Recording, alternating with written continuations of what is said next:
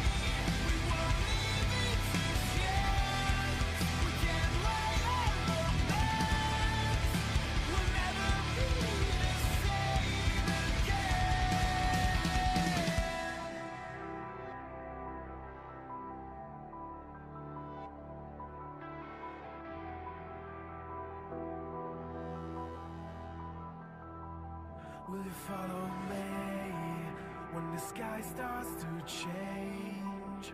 Yeah, we won't be afraid. We'll never be the same again.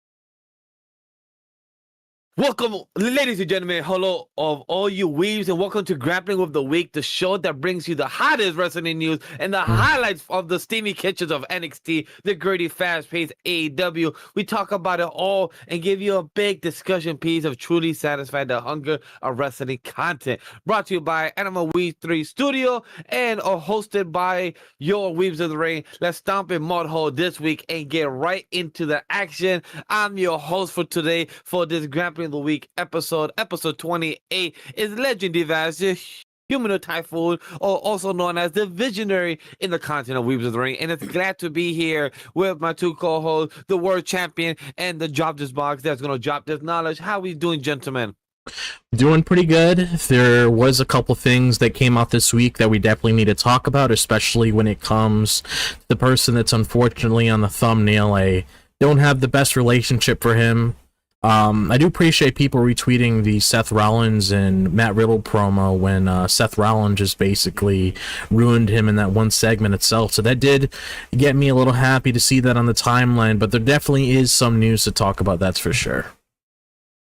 Oh, that there is. Yes, that's right, everybody. Your world champion Whawkins here is also going to be talking some smack about this Matt Riddle situation, because yeah, the dude might be ruining his career in the span of 2 days. We need to learn to shut your mouth and know your place. If you know, you know. Yeah. It's very simple when it comes to words. We here are going to have a bit of change of structure, chat. So if you guys have been watching our past 27 episodes of Weebs of the Ring, when it comes to our prediction shows, when it comes to our news discussion, a couple of things will be changing in this later quarter of the year when it comes to Weebs of the Ring content. So stay tuned for more of a new structure, more of a only prediction show coming in the future when it comes to PLEs. We still haven't yet discuss how we're going to do the new PLEs since they're in ESPN. We're still going to be finding out soon how we're going to be able to watch that. So a lot of interesting things coming this month with AEW changing their time slot. So it's going to be great news discussion for tonight. But for those that have watched our previous shows, we have the Turnkbuckle Tidbits, and that will be the first thing that we will be chatting about. So we're dealing with the vast world of professional wrestling. It's good to warm up our body and get ready for a quick discussion. So join the team of what you guys have been watching on the side in the show, any interviews, anything that's on the side of pro wrestling that doesn't have to involve Raw, SmackDown, AEW, anything that has been prominent in the world of pro wrestling. So there's one thing that I saw on the Twitter that I will tell you guys in a bit, but I want to jump first to Whawkins, because I know you actually saw AEW. Had in the back, maybe not fully dive in, is what you told us right before we went live. Yeah, so Yeah, I'm usually the guy that watches that watches Dynamite more often than not. And this week it was not hotter than hot. It was kind of cold. It was kind of, oh, what did the kids say it, or how did MJF really put it? Mid. Yeah, it was kind of a boring show, I'm not going to lie, but like there was one good highlight from it, the tag team title match between Brodito and Claudio and Yuta. Really good match, I thought. Really fun as well. But yeah, just Dynamite overall, as just like as an overall product. I mean, you get another all-star tag team lineup in the main event, and just a couple other segments that felt like it went too long. But I mean, what are production meetings, right? Except for, hey, how's everybody doing? Okay, bye. That's the production meeting. The other thing I wanted to highlight, though, I saw this and we kind of shared it in our Discord. Um, it was a fun little I think it was on TikTok or whatever, but Woody, so as there was a there's a parade at like one of the Disney parks, I believe it was, and you just see this little fan just yeeting towards the Toy Story parade, the float that they had, and Woody starts yeeting with him. It's Oh just yes, funny. I saw that. That was so wholesome. Um, and I Mhm. I don't know if they added the song towards the Yeet, like to actually have Juice a song, but I wonder if Woody knew what it was, or like the person obviously that's cosplaying, costume, doing their Yeah. job of the day, were they aware of the Yeet thing? Or were they just following with the kid just to wholesome? Because if that's a wrestler fan under that under the Woody mask costume, bro, that's wholesome. That's Yeet. Like that's Yeah. amazing, man. I mean, I guess now it's canon now that Jey Uso is part of the Toy Story canon. So I guess is Jey Uso part of Pixar? How does he fit into the Pixar little timeline that people like to spout He out about? gives a Uso splash to the lamp. We need that drawn on the lamp, and then it gets Oh, the squeezed. eye. Yeah, the eye. I believe it has a name. I believe it's like a mascot, but I I just think forgot his Yeah, name. so. yeah, I have no It's clue. like the eye picks or something. I just don't know the name. But What was uh it? no, I just assume it's like the eye Pixar name or something like that. Oh no, I thought Drop had the name for it. No, I have no clue to be Oh, honest. I thought you did. Oh, my bad. My bad. But that's all I got for the whole wrestling tidbits. Like again, AEW's kind of yeah. I haven't listened to any interviews this week except for like bits and pieces here and there. But Yeah, uh, yeah, if I could follow up, for me to go next. of I still course. haven't yet finished my interview of KO and Cody. I have a few of them Oh, stacked dude, up. I know. I was trying to make time for it. But I was that like, one's my damn. favorite one he's done. Yeah, I heard you said that. I like the one with Becky. I like the one with his wife. Hmm. There's a few others Brandy. that I like. The one with R-Truth. Yeah, with Brandy was nice, but the one with R-Truth was nice. The one with Randy Orton was great. Mm. But I just haven't listened to KO one. I just love how he's at the bar with KO. Like I've listened to the first 20 Oh minutes, yeah. and just the one with KO has been amazing to watch because it feels so natural and it just feel like they're just two buds. Like I feel like it's just me walking, just having a glass of whiskey and just talking the Hmm. shit at a bar and just having It an was. interview, but just asking questions to each other. Because even this man, do I have a cup somewhere? Yeah, I do. Here. This man, KO, in the beginning, like in the first 5 minutes, this man was like, "You see, this is the dick move. Like, how is it that you're gonna have your face in front of the bottle, like a whole promotion? Yep. Like, look at this, and just go close to the camera, be like, yo, guys, you see this shit?" And then, Hmm. and then he told the camera team, the editing team, the post production team, because I felt this in my soul. He spoke to the camera and said, "Yo, so when I say stuff I'm not supposed to say, can you have his tattoo like right in front of me, like his logo? Every time I say something I'm not supposed to, and just kept having logo." That gave me Yep. flashbacks. For those that don't know, a content creator called Rogers Base, and when I was editing his Bleach content or his Naruto content, a few others, and he literally spoke to the camera and said, "Yo, Vash, can you add this here?" And I'm like, that gave me a flashback of just KO doing that to the production team, Oh. literally live on air while while doing it. It was amazing. Oh, trust me, if people watch our content like on, and on like the main channel with like Anime We Studio and all that, y'all will hear me talk about like, oh, hey, Future Vash, make sure this stays in. Hey, Future Vash, make sure you do that. I do that in my own videos. I'm just Yeah. like, hey, Future Whawkins, make sure that gets in. Okay, thanks, bye. And sometimes Future Whawkins gets it, sometimes he doesn't. So Yeah, Attavis is I perfect, feel and that. I I love it when KO did that. I still need to listen to, so I'll come Mhm. back in the next episode I'm on. That I will give you guys my follow because I will make sure to listen not just to that podcast, but a few others on behind to give you a bit more feedback. One thing I saw that I wouldn't say news related, but is wrestling with anime crossover related for anybody that did not see from last Mhm. night on the CMLL. If anybody don't know, it's a weekly show Oh, on YouTube. Put on the on the oh, don't promotion worry. side. Consejo. Is Oh, is it is this Pikachu and about the Eevee? Pokemon thing? Yeah, that's actually in our news segment. I missed So that one. That I totally stay missed it. tuned I for read that. everything. I Yeah. read everything there except I missed that one. That's on me, chat. You know what? I'm gonna stay quiet on that one. Other than the thing that I was gonna bring up, I should say the two things that I did have on the side. So I did see a bit of NXT, not the full hour and a half show, but I did see like good 45 minutes. And the stuff I saw was two things I want to highlight. The DIY comes back in return. Looks like they're not really heel characters. It kind of looks like they're like tweeners with the attitudes and everything. And I love it. Like, it gets confusing.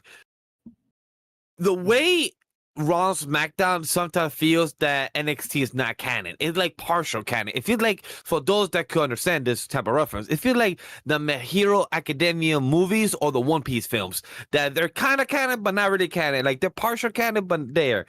And this is what felt like watching NXT, where they're coming back from SmackDown, goes to NXT, talk their shit to Trick and a few other people, and the way they're saying that, hey, we're the ones that have the most history here, past 10 years and everything. Trick, you don't got nothing as a partner and everything. So they kind of reference that, and I feel like from after seeing NXT, I'm like, who are they gonna bring back Carmelo? But I feel like I'd rather him stay there. Like, Carmelo hasn't done much to really have him or need to go back to NXT. Like, I don't think he's needed. But then I saw on the Twitter side saying that, hey, people believe, have a theory now that Carmelo and Trick will be working together and do something with DIY. And I'm like, I don't think we need it unless this is a way to transition Trick to the main roster. Sure, but we don't need that since he's the TNA champion. So it gets so fucking confusing. So I would love to hear his thoughts for Drop, because I love that he's giving me a lot of facial expression while I'm talking about this. So I love this. This is so wholesome.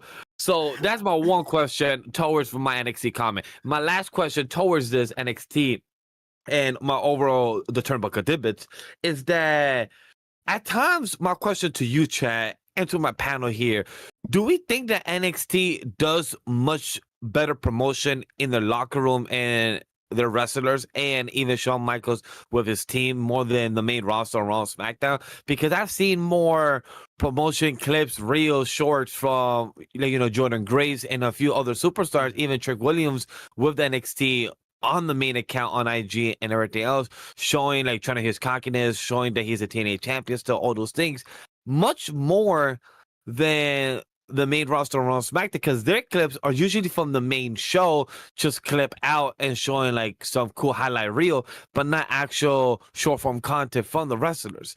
Just want to actually guess, how do you guys feel about it? Because I feel like it's very dominant. Of course, NXT superstars need more of the short form cut to get the exposure since they're the up and coming. But I feel like it succeeds much better from NXT.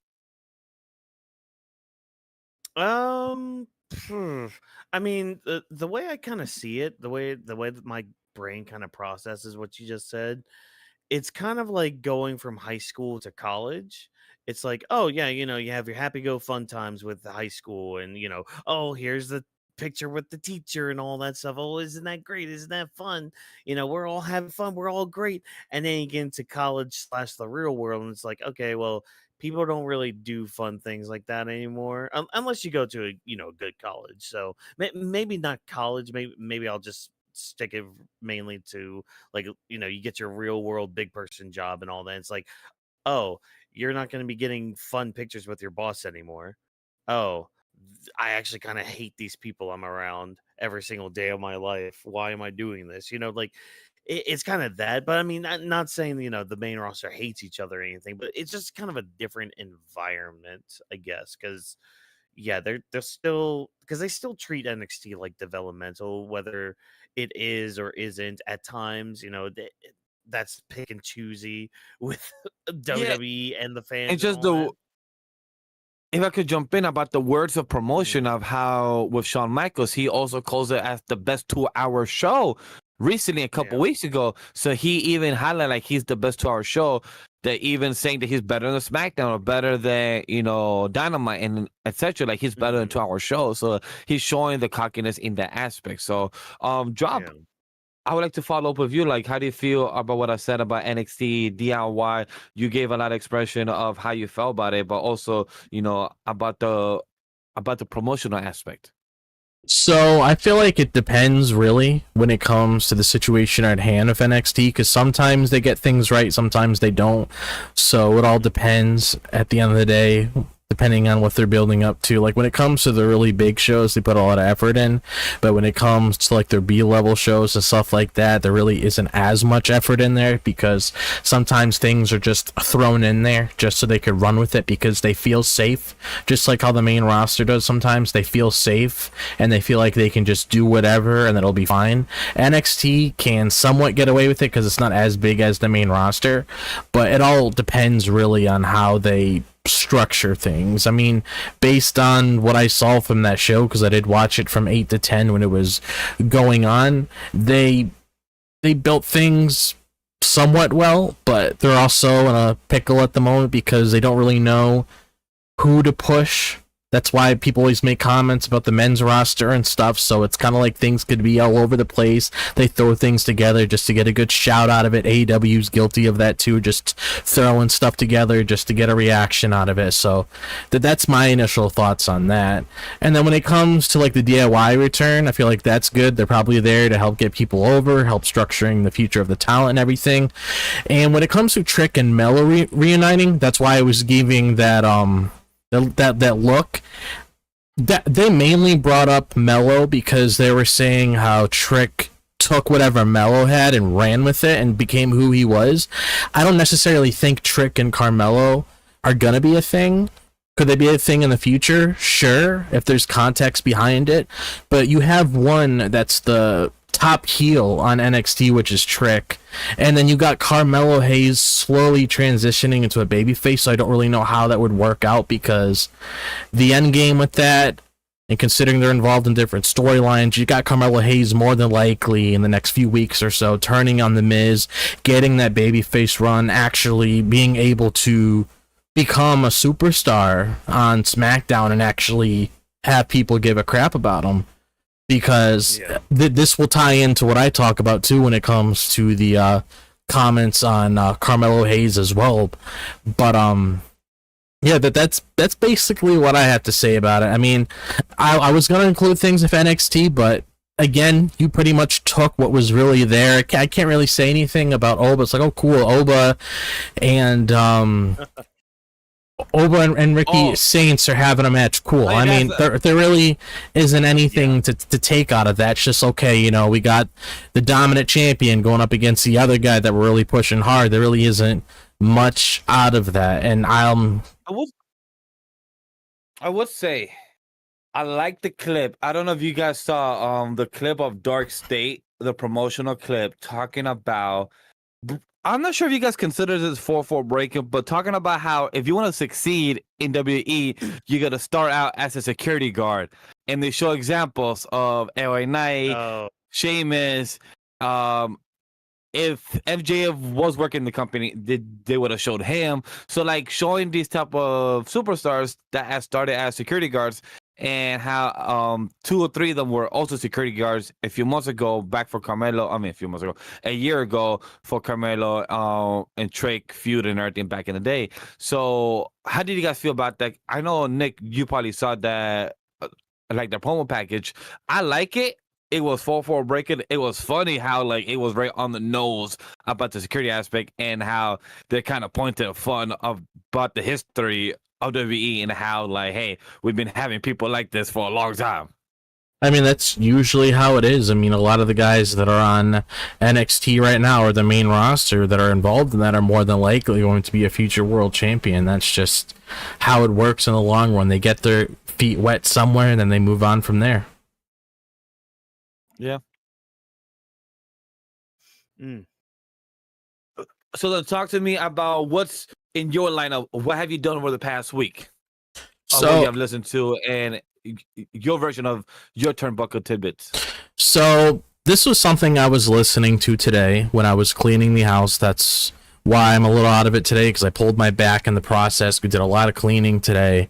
Not feeling that good, so I can't really eat that much. But I did happen to watch TNT with JD and Monster. And essentially what that is that they go over the news just like us. They go over a few things. And there was a couple things that they mentioned within their podcast as well. I'll probably finish it later when I'm laying down. But there was a thing that they brought about Carmelo Hayes on SmackDown, because they typically meet up where it's like, okay, we're meeting up on a Tuesday. We'll talk about what happened on that SmackDown, Raw, and we'll give our predictions of what happens with AEW, because they go from AEW from last Wednesday, that SmackDown and Raw, and give their thoughts on what's to come for that AEW show. And one of the things that they didn't mention I do agree with is that SmackDown is a very lackluster show. It's hit or miss for the most part. But one of the things I will agree with them is that the Miz and Mello stuff has been interesting, because they're giving somewhat of a reason to give a shit about Mello in that situation, considering you're trying to get that sort of sympathy for him and his situation at hand, looking at where he's going, looking at how he's, at least, which I appreciate that I mentioned in our coverage as well, he's being upfront about what the Miz is doing. And that's something I noticed that I'm looking forward to when it comes to how they're going to handle that, because we mentioned several times, I mean, you got Braun Breaker in the top faction in the company right now. Him and Carmelo Hayes pretty much built NXT 2.0. It kind of sucks that the other guy that helped build the brand isn't really getting treated that well. So I'm just hoping in the long run, with what they mentioned right there, he can get his special treatment, and hopefully that's the payoff with this.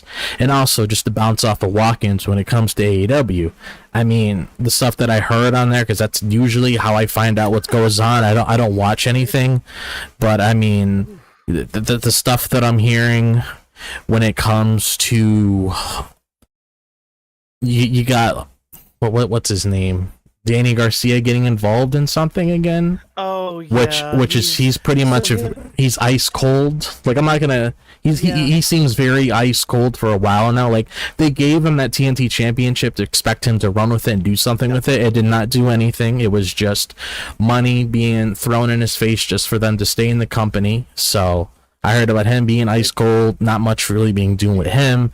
I mean, I'll even mention this, because I'm not going to mention it in any part of the show. They probably talked about this on their coverage yesterday, but the fucking Rio shit with Mercedes just coming out of nowhere, trying to hype that up. Mercedes and Rio against Stephanie and Io. I mean, I don't know. You can't really top Stephanie and Io if that's what Tony Khan considers competition, but it just, for me, being out of loop from AEW and getting that fill-in, it kind of seems like they're just throwing shit and see if it sticks, and that's not good. I mean, they kind of are. I mean, Rio came out, and I was just like, oh, cool, I remember you. And then I went back to playing my game. Yeah. Like, literally. And I felt bad, because I'm just like, I usually always try to watch AEW, like Dynamite and all, especially Dynamite. Collision, and I'll watch the highlights, whatever. But yeah, Dynamite, it was kind of rough. Like, again, there was a lot of moments where it's just like, why are we like lingering on this? Like the closing segment, for example, where it's like Kyle Fletcher put Kenny Omega through 2 tables. It's like, all right, great, writing him off and all that, but like they lingered on it so long that I'm just like, okay, y'all are already like past 10 o'clock like you normally do. Yeah. And we're just kind of just here. Can we move on? There was a brawl with like FTR, Copeland, and Christian that just seemed to linger, because then they got like ROH talent involved. I don't know. It's a hot mess, man. And I mean, the action is at least good. I'll say that the wrestling is always good. It's just always the shit around it, and I mean that literally. It's just shit around it. Like, Yeah. god damn. I God also, damn, like Tony Storm was barely on. Sorry, I don't mean this to be like the whole like AEW crap fest. Like Tony Storm wasn't even on there. We don't even know who Tony's gonna be going no. after next. Like we don't even know who her like that's her top women's star. Not even on the show. Yeah. Don't even know what she's doing right now. She's just like, I'm gonna take on any challenger. It's just like, yeah, we know this. It's like it's literally that bit from, and I'm gonna take us back a little bit. Ego Raptor, who Aaron Harrison from Game Grumps, he did like this video series called Sequelitis a long time ago, and he did one about Mega Man X, and it was this whole bit where just like this character continuously telling you, like, stopping the game to give you a tutorial section. It's like, no, I already know how to do this. I don't need you to tell me how to do this. It's like, I already know Tony Storm will fight anybody that will come her way. I don't need a reminder for that. So yeah, it just, oh my gosh, it was kind of rough. So I'm glad it was background noise, but sorry. Yeah. AEW tangent over, done with, over. Yeah, but just outside of it as well, they were talking about AJ Lee, which I know is going to be the topic of conversation for tomorrow's coverage of SmackDown, and I wanted to talk about it here because I don't think we have it listed on our other news coverage. Yeah. But we might as well just shoot the shoot right now or whatever.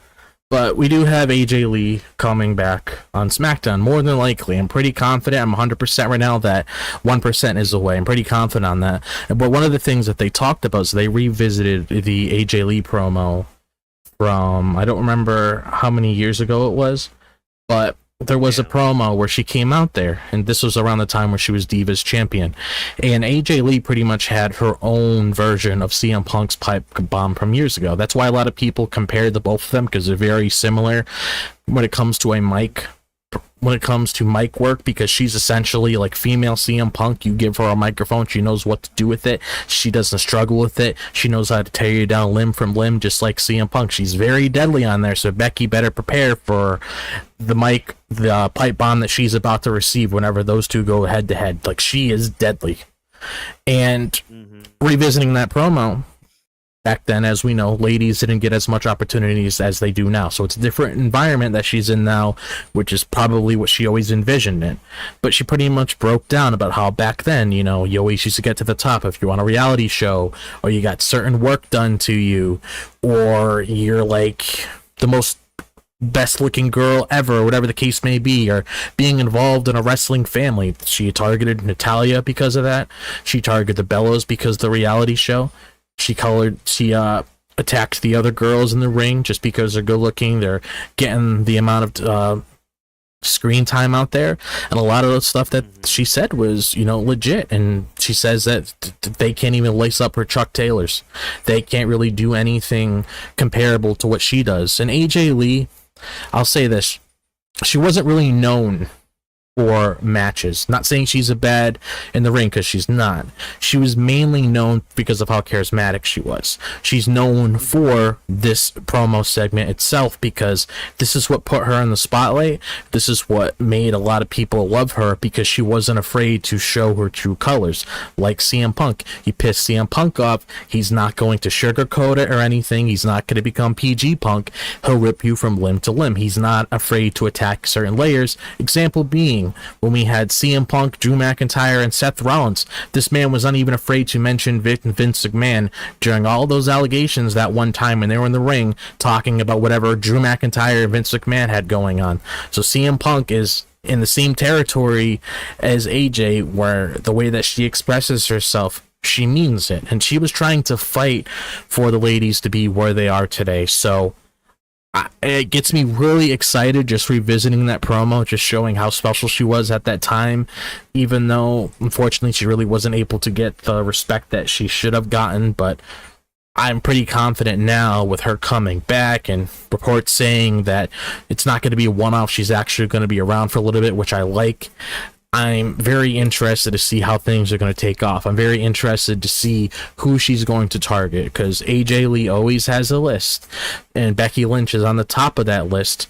And there's even things that Becky brought up from her book when it comes to her relationship with AJ Lee, when it comes to meeting her at an autograph signing, whatever. AJ Lee not really paying as much attention to her. You're actually getting some personal stuff thrown in there, which is kind of one of the best things about WWE television, is the fact that you mixed reality with whatever's going on in that WWE universe, so you can actually get some legit like feeling there, like, you know, it's all part of the script, but at the same time makes you feel like you're absorbed in the world because of how real it feels. And that's the best way to really present yourself when it comes to a television product, is to blend exactly what I said. So I wanted to bring that out there, because revisiting that promo, listening to their thoughts on it, and then listening to and expressing how I feel about it as well, gets me very excited. Because I mean, we were all going ape shit crazy when CM Punk came back. This is another one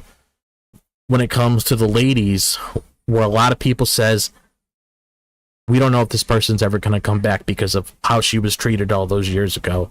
Now you're finally getting there, so it shows the evolution of the company. It shows that now that they're being run by proper management now, things are getting back into the groove again. And I mean, this whole thing with Becky Lynch just adds so much to this vision thing, and throwing AJ Lee in the mix, I can only imagine what they do next. But I wanted to bring that up for sure, because we're going to be talking about it more tomorrow. No, yeah. It's good that you brought it up, because we don't have a full kind of segment for it, so I don't mind for us to chime in here for this short conversation about it, because I wasn't here this past Monday, so I wasn't here for this prediction idea of CM Punk and AJ Lee when it comes to, you know, Becky and Seth. Is something I'm excited for, because I love AJ Lee. She is one of for those that don't know, I love the crazy type of ex-girlfriend type of character. Like, she has that type of energy. Reminds me a lot of the Harley Quinn type of persona, and I really enjoy that character. The clips I've always have seen drop on my social media feed, it's always been her with Dolph Ziggler and with Big E. I've seen a lot of clips with them, and I've seen a lot of clips of AJ Lee herself with CM Punk, and with obviously with John Cena. So I know those are interesting clips that I've seen throughout the years. There's always rerun. Whenever I see them, I don't always scroll fast. I just still watch it for the highlight. I agree with the promo clip you're talking about. Just seeing what she did as her version of her pipe bomb was amazing. What I'm excited if it happens tomorrow. It's like, will people be upset that we finally get her now, where a lot of people would have prefer if it happened at the Royal Rumble early this year, or at Evolution this year that happened? Would the people prefer that happen now, or is this the right opportunity? So I can't wait to hear those conversations if it happens tomorrow, with CM Punk, John Cena being there, Chicago being there. Also, a lot of people have been questioning, like, hey, we're getting a round 2 version of the Seth and Becky Lynch, where when it happened the first time, it didn't succeed.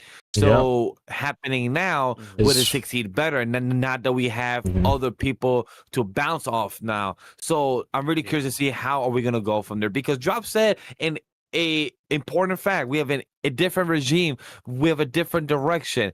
As much as people could complain about the booking is not always perfect, no booking, no type of storyline is going to be perfect. People have complained about Game of Thrones, Marvel, DC, all these things throughout the years, Harry Potter. Well, some of those things needed to be complained about. Let's not. Exactly. But hey, you can't have great 1 through 7 seasons without the 8th one. You can't have Avengers without a few hiccups. DC, horrible example, because they have a lot of hiccups. But you see the examples I'm putting in their chat. So I'm really interesting to see that the reason they went to AJ, the report as well saying that this is not just a one-off. There'll be more. There'll be a grander story for this. So I'm really curious to see how this possibility, because not yet confirmed until we see it at Friday 8 p.m. EST to actually see if that's the case. So that's my only comments about that. How about you, Walkers? How do you feel about this? Not that for Monday night. How do you simmer through now?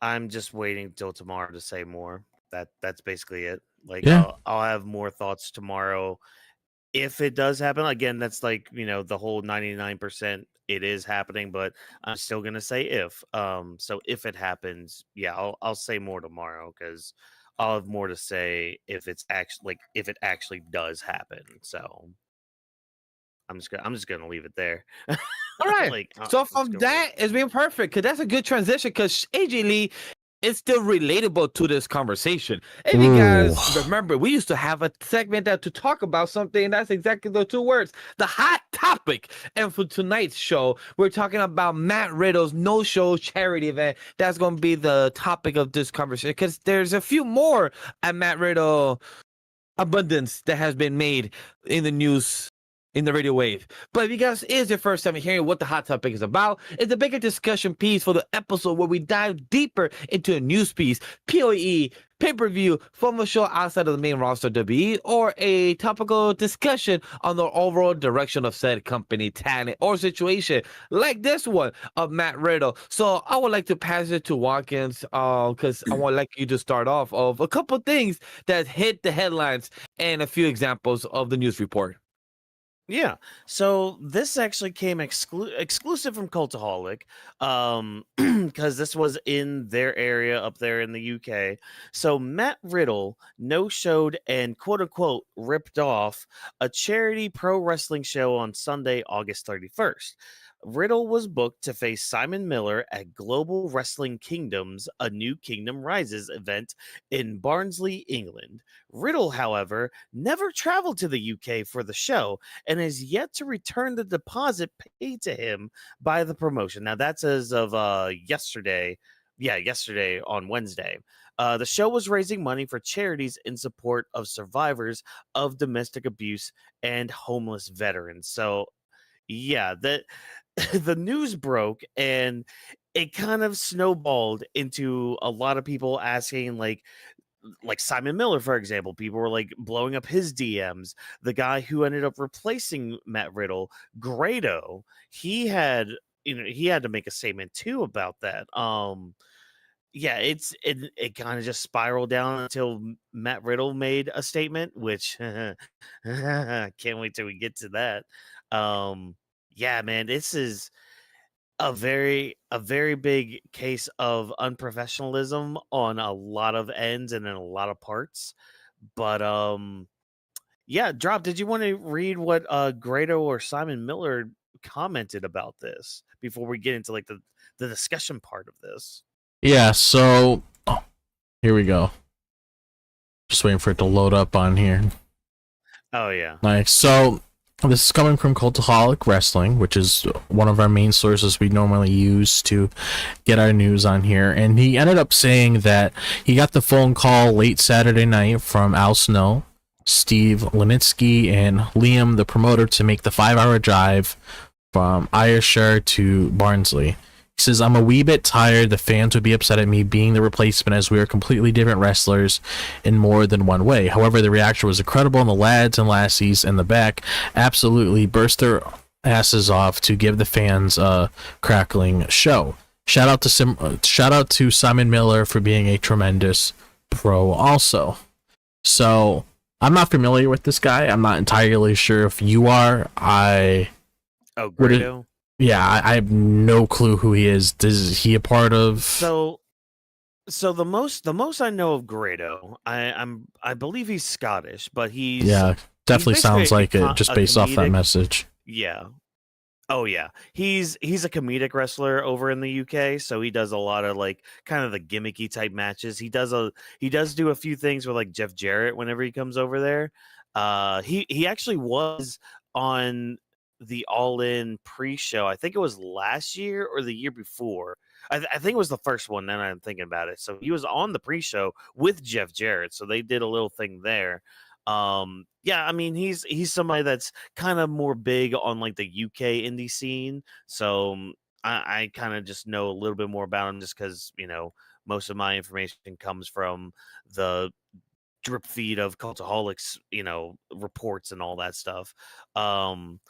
And which is interesting because the person he faced also kind of does wrestling content as well as doing like UK indie scene and all that. Simon Miller, and he basically said that his inbox had blown up, and he wasn't gonna talk or make a statement about it, but he was pretty much in a spot where he kind of had to make a statement. Yeah.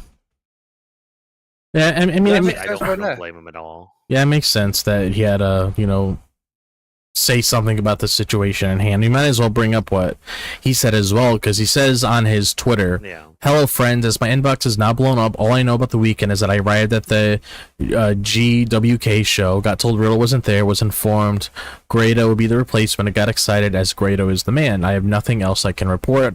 I was mainly concerned for the fans, but seamlessly everyone got taken care of. Always the most important part. I was going to mention it, but people are now saying I leaked this information. I certainly did not. That isn't and never will be my thing. Never will be my bag. Thanks to all those who came down and were super nice. Appreciate you all." So yeah, I know Simon Miller. I am familiar with him. I actually am subscribed to his content. I watch these videos whenever I do. Not all the time because I'm starting to get into the groove again watching wrestling stuff because we all have a lot of stuff going on. But I am familiar with him, and he is a very genuine person, so I appreciate him making a message about this situation, because I mean, as soon as I knew we were gonna tackle this tonight, I mean, I already knew what kind of waters we were getting ourselves into. Well, guess what, Drop? We have another tweet to read about, and we have Matt Riddle has addressed the no-show at Global Wrestling Kingdom. And chat, are you ready to hear? I'm gonna do my best, quick Matt Riddle expression here. All right. And just keep in mind, everybody, these are Matt Riddle's words, not ours, especially when we get to the second half of it. I'm gonna make this quick. GWK, the response I didn't go is because you booked me a flight for Thursday for a show that was even happening Sunday. You say you were booking me and Greece on the matches. In appearance, you did none of that, and I had nothing scheduled, and I was gonna sit in a hotel room for 2 days in London. I told you multiple times I couldn't do that, and I wouldn't do that.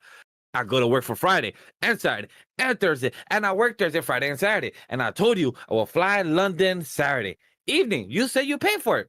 I go, no, you pay for it. I take it out of my pay, whatever. You guys refuse, so I flew to Miami, wrestled there. I never said I wouldn't pay you guys back. That's a lie. Also, this show wasn't a charity event. That's a lie. That was a last-second change. You also booked me the worst flight in history, bro. Middle seat, no meal, no check bag. GWK, this is probably your last run. To emphasize, so that was... In a video soon after, Riddle went on a profanity-filled tirade, adding, again, chat, please, don't quote me, don't clip it. These were not my words. No. I'm speaking. He would never say anything like this, trust me. He's just reading off what a bozo. You know I can explain everything in great detail. I'm lying, but I don't really give a fuck anymore. Most of you motherfuckers are dumb. Fucking cunts. Just like when you believe the Me Too bullshit, all the others fucking garbage. You guys are fucking dumb, and it's fucking insane. It's fucking insane. Fucking believe this fucking creeps. Whatever, dog. I have one At the end of the day, I'm gonna keep. Oh yeah. I have one comment to say there. I would love to see him speak a full-on conversation without mentioning fuck, because one of the things that bugs me the most is the fact that you can't have a proper conversation without using cuss words. If your vocabulary revolves around cuss words in order to have a full-on conversation with somebody, just go. I do agree. You're relying too much on profanity without being expressive, without the need for it. You can sound aggressive. Too many sentence enhancers. Yeah. God, gonna have to get you all tested for. Continue. Sentence enhancers. But again, by going back to his words, at the end of the day, I'm gonna keep getting booked. I'm probably gonna start fighting again. I'm probably gonna do a lot of other shit, fucking crushing it on OnlyFans because I got a big fucking you know what, and I'm nice as fuck, dude. everybody, if you don't like me, unfollow. Go fuck yourself. Dude, everybody, it is what it is. Go fuck yourself. So I repeat that same line. I don't give a fuck because at the end of the day, the cream fucking rises to the top, and I'm really fucking tired of trying to be nice to everybody because I hate to break it to you. Most of you guys are fucking morons. Peace. Quote his words again. Once again, I just want to say emphasis his words. And this man, I can feel his aggressiveness, attitude during the video without even trying to watch it. Because chat, I did not need to watch it. No. Look, was I ever a fan of Matt Riddle? Not saying I wasn't. I like the bro style. I like the high style, the way he was giving it with Randy, the I believe the RKO bro or bro KO, something like that. Yeah, RKO bro, cool name. It worked well. Randy even said it that he enjoyed working with Matt Riddle. He was having a good time. He was an interesting dude that was also fighting with his feet, just like another person, Solo Sikoa, but then now he's wearing shoes now. So all those little things, pretty cool character. But as a person, I don't give a F about him because his attitude is too aggressive and not respectful. He also says something else that we're not going to mention news related, but we saw on the timeline that he said when he wasn't even part of the main roster. Chat, I want to give that emphasis. He was not part of the locker room during this time, and he had the audacity to speak about somebody when he wasn't even there, aka AJ Lee, that he had the audacity to say that this person, this lady that he doesn't have no relation that we're unaware of, that he said she sleeps around, which is wild, which is crazy. Yeah, but CM Punk better say something tomorrow. I hope he alludes to it. He does something. He probably will set the camera for this. That's why he's the GOAT. That's why he's a GOAT. I mean, it seems like Matt Riddle's thriving outside WWE. I'll definitely say that. But another thing to like take into account with this is the fact that like since I did bring up Punk, he did mention something about him too that I saw. I did see a clip of it. Yeah. Where it's like, oh, is this about him in NXT being a creep or whatever? Yes, it was that. I did see that. Yes, he said that that he's a creep. Why is he going around with Cora Jade, hanging out with his people and everything like that, which is like, bro, that's his life. Like, those are two fans that grew up with them. He's right to hang out with them. See, he's literally like those people on Twitter making assumptions, and that's another pet peeve of mine. I hate when people make assumptions without like, you don't know the full story. You're making assumptions. He legit says numerous times he likes seeing the people down there, and more than likely, I wouldn't be surprised if him and Cody and Seth and the rest of them are helping these talent once they retire. So it's like he's just being there, being a team player and everything.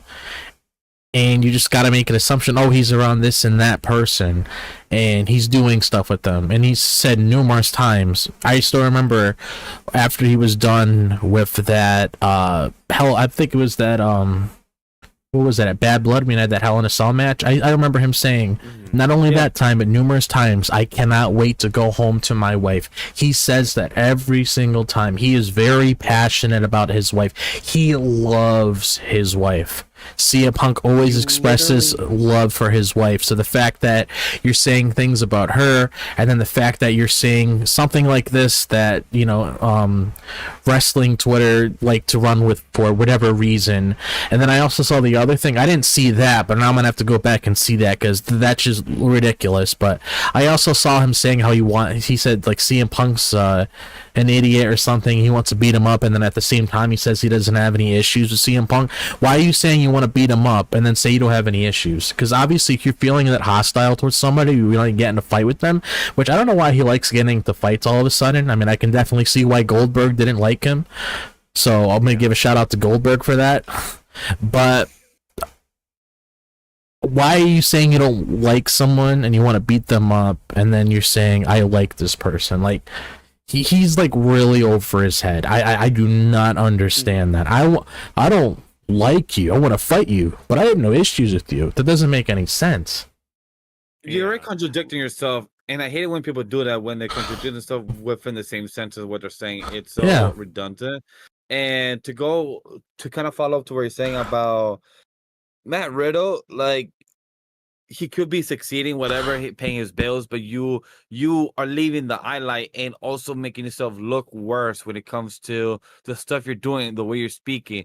Yes, Yeah. you could have your ideology about the Me Too movement, whatever it is that you want to say, but society is a microscope and they will view things how they view things. There's the cancel culture Yeah. and everything like that. So when you work with the people and you talk shit about them, you're gonna Yeah. lose opportunities more Yeah. in the future.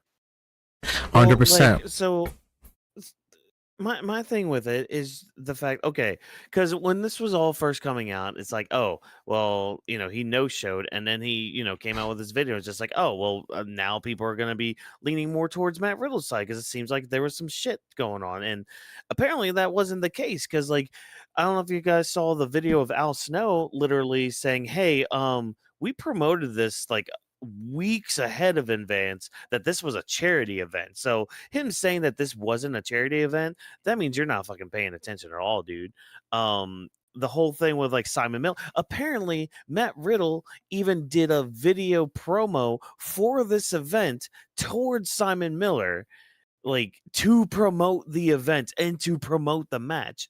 So you're just sitting there thinking, what are you on, dude? Like maybe lay off the drugs, maybe get off that, maybe get off the OnlyFans with your Big supposedly dong, huge ding members. dong. Yeah. But like, I just, Sorry. man, I don't get it. He so wants to be in the limelight that he's just gonna keep trying to pick fights with people. Like, there's no reason to get on a podcast saying that shit about AJ Lee. No reason to be like, oh, I want to fight this person, but I don't. It's not like I don't like you or anything. Like, what? Who says that? Oh, you just want to fight people? Well, that's fine, Goku. Great, go destroy another universe if you want. I leave this Some universe out of people, here. some people say stupid stuff to stay in the social media, to stay in the limelight, to Mm-hmm. stay uh relevant.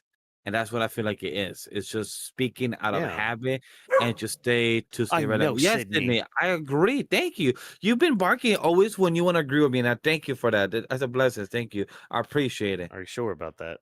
Yes, Are I'll you take that sure in about agreement. that? I'll take what I want You're to lucky see she in my agrees with you perspective. this time. Yeah. Yeah, you see, thank you very much, Sydney. Thank you. But Uh, any more thoughts about this Matt Riddle situation? About like knowing to be professional, knowing that, like The Rock and many other people in any type of media, mhm. shut up and know your fucking place. That's dead ass. Like when it comes to it, no one to open your mouth. There's a time and place and anywhere to say it. Just because a podcast exists now and anyone could be a podcaster, don't mean that you could say the most stupidest thing because people will find it, people will follow up, and people will hear it. I mean, I kind of want to use this as a segue to kind of go to this last little bit thing, I guess, with him paying back the deposit that he got for this event, because Yeah. there's kind of some eye-opening things in this as well when you look at it. So do you mind if I like kind of Oh, yeah, read go through ahead. some of it real quick for ahead. everybody? All right, cool. All right, so update: Mr. Riddle has now paid back his deposit and has given us his word that he will reimburse his expenses too. Cool, great, awesome. We have not made any public statement on the unfortunate situation, but we think it's important to set the record clear on Mr. Riddle's claims. His flights were booked and approved by his manager back in April. No issue was raised at the time. So keep that in mind. His manager. April chat. Two. In April, yes. We originally planned to coincide his appearance with some seminars, but his manager asked if we could share his weekend with a promoter in Paris who wanted to book him on the Saturday, which we agreed to. Second mention of a manager. Unfortunately, they decided that they couldn't work with him. We did make efforts to see if we could help him get booked elsewhere, but to no avail. We simply can't force promotions or gyms to work with him if they don't wish to. So already that's Totally kind of normal. leading towards that assumption of he's just trying to stay in the limelight here. He's trying to like get trending, trying to get something going. After months of chasing his manager for a promised promo hyping up the event, he eventually sent us one the Wednesday prior to the show. We wished him a safe flight on Thursday, but got no response. No issue of the flight was raised. Sydney, go get your treat. Go get your treat, girl. Good girl. Good girl. All right. And not part of the quote, Um, chat, by the way. Yeah, not part of that quote. We informed him the name of the driver. Okay, so they informed him of his driver on Friday morning, but got no response. Again, no issue was raised regarding his flight, nor did he let us know that he was planning on not showing up. After his driver waited several hours at the airport for him, we asked him where he was, but didn't get a reply back until Friday evening. So a whole 12 hours, let's say, passed by until they finally got a response from this guy. Only then did he tell us he was unhappy with his flight and decided to take other bookings instead. So already you're being very unprofessional with your communication and all that. Great. Good job, Matt Riddle. We implored him to try and get a flight over as fans had paid to see him. He was reminded again that this was a charity event for survivors of bereavement by suicide and help for homeless veterans, which was announced on social media page back in July. Somebody tell me what's today's date? September 4th. Okay, cool. But that was great, thank you. about less than 45 days ago. 2 months. Yeah, roughly 2 months. We received no response from Mr. Riddle whatsoever until yesterday afternoon, 3 days after the event, mind you. In his many videos, he stated that his flights didn't include meals. Screenshots, so they have receipts. Screenshots clearly show that 2 meals were included in his flight, and these screenshots were sent to him on Friday night. When he said he wasn't coming. No seats were allocated because this is done once you check in online, which Mr. Riddle hadn't done. Any issues with luggage could have been quickly sorted out by a quick message or phone call, about the times that they tried to contact you. That does exist, chat, by the way. Phone calls. It's not like we have like a whole landline, a phone. Wait, what? Nani? Everybody has a cell phone? Nani the fuck? It is incredibly disappointing that this happened, but we would like to focus on the positive and heap massive praise on all the talents and fans. Blah, blah, blah. Cool, neat, awesome. Grado truly is the man. There we go. I'm going to end it with that. So, already, there were 3 mentions of his manager. And so I kind of want to bring that part up too with this whole aspect of professionalism. Because, if you have a manager, why, if you're a manager and you're getting the responses, if you're getting the messages and all that, why are you not bringing that to your client? Why are you not sending that to your client? If some of this is part of the manager's responsibility, I'm sorry, fire him now. After this, find yourself I a was new about to say, manager. sometimes the manager don't tell the wrestler what's going on to make the wrestler look bad or vice versa. Not using wrestler as a standpoint, but there's many examples in the entertainment industry history where sometimes in music, the manager makes the musician look bad, and where the musician is like, oh, I'm sorry, I didn't know. But hey, but we told the manager, yes, but my manager never followed up with me and told me that was the next thing, what do we got to do is to schedule. Same thing with assistants. So it's kind of case by case scenario that could everything they said is true? Yes. Because the one thing they said, they got fucking receipts, and that's what Whawkins said.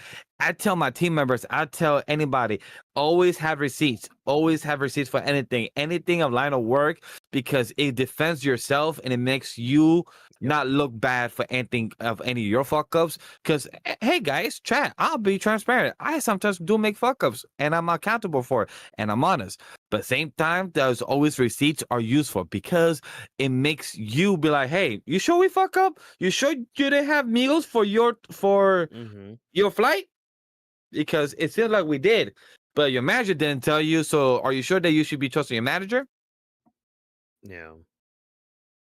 Yeah, and I mean that's just the thing. Like Vash was saying, written documentation is it's a lost art, I guess, because that's one thing I do at work. Yeah, you can have your phone calls, you can have all that stuff, you can write a little note, cool, great, awesome. I like doing chats or emails. Why? Because then I have not only the person saying this thing, I have what time they said this thing, the day that they said this thing. I literally have that all right there in crystal clear, plain as day. Print that shit out on a piece of paper. It is there right for your information to have. So that way, if you know, forget or need a reminder, hey, that's right there. Or if something comes up, hey, guess what? You said this here. That's why I did the thing, or that's why I didn't do the thing. And now you're mad that I did or didn't do the thing when you told me clearly not to do that thing, you know, whatever. Like, you have the evidence. Hard, clear evidence, chat, is exactly what you need in life for anything. Drop any words on, like, I know that was like a long spiel that GWK had, but I mean, yeah, there was some stuff in there I think that kind of helped lighten up, or like at least, yeah, enlighten what the situation happened here. I'm just hoping they take a better judgment next time when it comes to situations like this, because I mean, looking at how it spiraled out of control, I'm hoping at the very least they have things under control so we don't have to run into any more issues like this, because I don't want to be on here talking about things like this, because normally they should be having things intact. That's basically all I have to really say here. I'm just like really annoyed about this situation. I think what gets me is just his words after everything. He's like, I get it, you know, people can get frustrated, people can get mad at things happening and all that. I get that, but like, to really come on there and be like, oh, all you fans are stupid and all that, and then, you know, the whole interview stuff that was coming out recently about like the comments he made towards AJ Lee and Punk, and even like, because like he even mentioned the Me Too movement. That's when I looked at him just like, dude, you can just go, like, pardon my French, everybody, but you can just go fuck yourself at that point. Yeah. Like, that was a huge movement that really shed a lot of light on just how kind of messed up the wrestling industry was at a time, especially over there in the UK. Like, I remember a lot of those talents were UK talents. I mean, do you remember a name by, I think his name was Jack Gallagher? Yeah. Yeah. Yeah. He was part of that movement too. Yeah, you want to know what happened to him? Yeah, there you go. And I mean, there's many other names too from all that. So like, to even just like poke at that, like poke the bear at that, like, come on, man, like, whatever. And nobody gives a shit about your dong. Nobody gives a crap. Yeah, I don't understand why you bring that up. That's so weird. Just like, oh yeah, I got an OnlyFans. Yeah, man. It's just like, neat. Yeah, who gives a shit? You want a cookie? I'm not subscribing. No, I'm never waste any money on that shit. Yeah. Not when the internet's free. What? Yeah. Yeah, that guy's a bum. Yeah, no, he's a bum who needs to buy himself a new pair of shoes. Walking around barefoot like that. Vash, transition us out of this. Transition us out of this hot topic. It's too hot. It's burning alive. Burning. So I'm gonna take control because I know Vash is replenishing his health right now when it comes to having some nice food in his tummy. So we're about to enter the greater wrestling media, and this segment is used for speaking on news, rumors, and big topics with a dose of opinions to really get the conversations going. And we might as well start off with our injury corner, which, just in case you guys are new to the show and aren't aware, the injury corner is mainly used to talk about people potentially returning soon, people getting an injury, and we speak on it and everything. But this one name in particular is somebody that a lot of people were looking forward to, and that man goes by the name of Ilja Dragunov, which, I kid you not, I actually thought he was going to be there on Clash in Paris, but ended up being Becky Lynch, which I'm actually all for because I feel like she added so much to the story now. But it says that Ilja Dragunov, this is coming from Body Slam Net, is on the verge of returning to WWE TV. He will be featured on the Raw brand. And I'm actually going to bounce back on the JD and Solo Monster conversation on TNT because they were also speaking about Rusev when it comes to his future, and you probably know where I'm going with this. Okay. They were saying that maybe since we mentioned ourselves on our show, we don't really know where he's going. Why doesn't he have a feud with Ilja Dragunov? That would be fire. Ooh, That would be don't tickle my brutal. pickle like that. Like, oh my gosh. Yes, give that to me. Oh my god, that will be great. I mean, because we'll see. That'll be a bit tricky when it comes to booking because it's like, okay, well, Rusev shouldn't lose, neither should Ilya since he's just coming back. But like, that could make for a really good program because Yeah. like maybe they could have like a best of 5 or best of 7 series or something. Yep. Something like that because like that would be hot actually. Yeah. Yeah, do that. Do WWE do that? Run a good old best of 7. Yeah, I series wouldn't this mind year. that at all because it would help Ilya get his feet wet again, and he also works very well with people that are bigger than him. Yeah. So that would be honestly the perfect thing if you were to head down that direction. And the other thing to touch on as well, before we get into the other wrestling news, is our contract negotiations, where we talk about somebody potentially heading to AEW or WWE or TNT or any other promotion.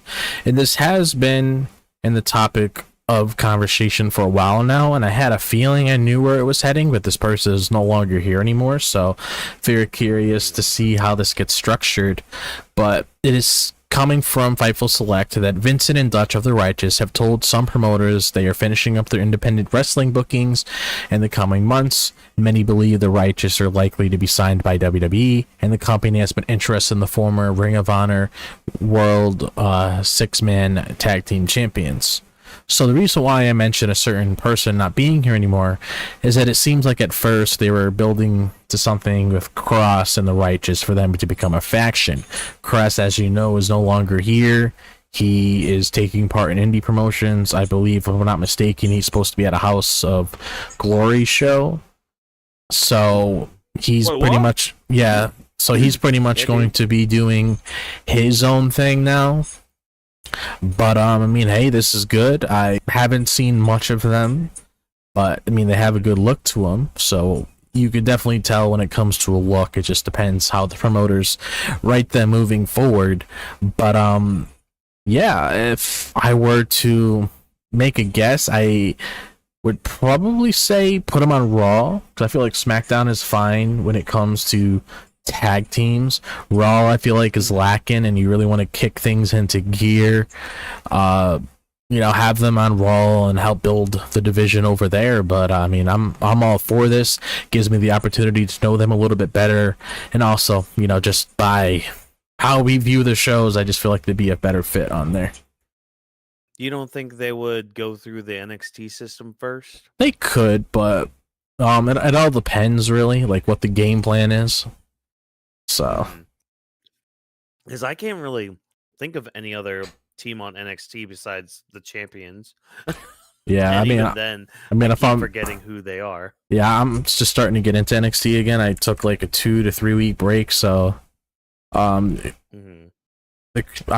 of the Blake Monroe stuff, I haven't really been keeping up with much on there because I mean the products kind of takes you out of it sometimes. But they could potentially go there. It's always an option. Okay. Yeah. Yeah, just because like I'm not too familiar with them. I know of them just from word of mouth and all that. So yeah, I mean it'll be great. I mean I kind of agree with you. Raw definitely needs a good shot in the butt with their tag team division. Speaking of a shot in the butt, let's talk about John Cena. He's advertised for his final SmackDown to be this week, and this is coming from WrestleVotes. I was actually very surprised to see this because I do know where they're at is where he made his debut many years ago at the Allstate Arena and everything, so it's going to be a nice thing that comes full circle when it comes to the John Cena retirement tour. But it says right here that I honestly wouldn't be surprised if hypothetically Kurt Angle makes a special appearance too. That'd be pretty cool if they get him there, but we don't really know. But it says right here from WrestleVotes, we're told some within WWE are quietly expecting tomorrow night to be John Cena's final SmackDown, according to a source with only 7 remaining dates left. That's pretty crazy to even think about.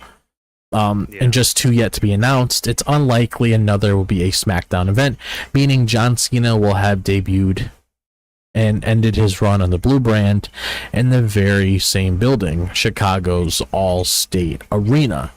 So yeah, like I said, I was caught off guard by this when I first saw it. I thought the shows were still going to be a part of the retirement tour, but I guess they're trying to save things for, hypothetically, a lot of the PLEs moving forward. Maybe we'll have a couple Raw appearances here and there, but it definitely actually feels like we'll probably have Raw appearances moving forward to build up, several matches or whatever that he's planning on doing, because we obviously have the Brock stuff to focus on, which I saw a rumor about Brock potentially being there tomorrow. I don't know for sure. It would make a lot of sense if he were to be there, because we definitely need to start kicking things into gear there, because more than likely that's going to be a match at WrestlePalooza.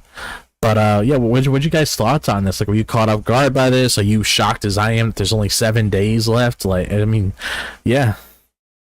Yeah, shocked is definitely a word. Because I didn't even realize not only would it be his last SmackDown, I forgot that was even the building that he made his debut in. Yeah. So I'm expecting a ruthless aggression comment tomorrow night. So I'll say that much right now. I also saw the rumor about Brock showing up. So yeah, if we're gonna be having him and John at WrestlePalooza, yeah, you might want to do that tomorrow. And Oh, yeah. yeah, especially if he's gonna be on Raw for a couple times.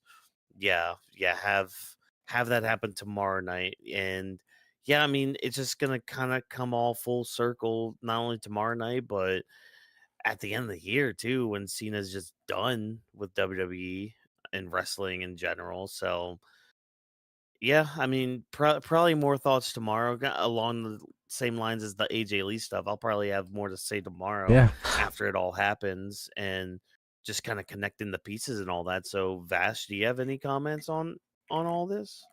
Yes, I do. I'm the same like Whawkins. I didn't know or forgot that the All-State Arena was the first time he appeared. Yeah. Yes. That actually throws me off a bit, which is, look, my question is, chat, did they actually plan this since the start of the year, or did it just work out coincidentally that they're back at the arena? He's gonna be there his last night. Like, did they plan this 6 months ago, 3 months ago? Did this actually work out, or was it just coincidental? So that's the beautiful part of planning, coordination, people scheduling. Maybe they plan this months in advance or a year in advance. I laugh that they also keep announcing that there's 7 dates.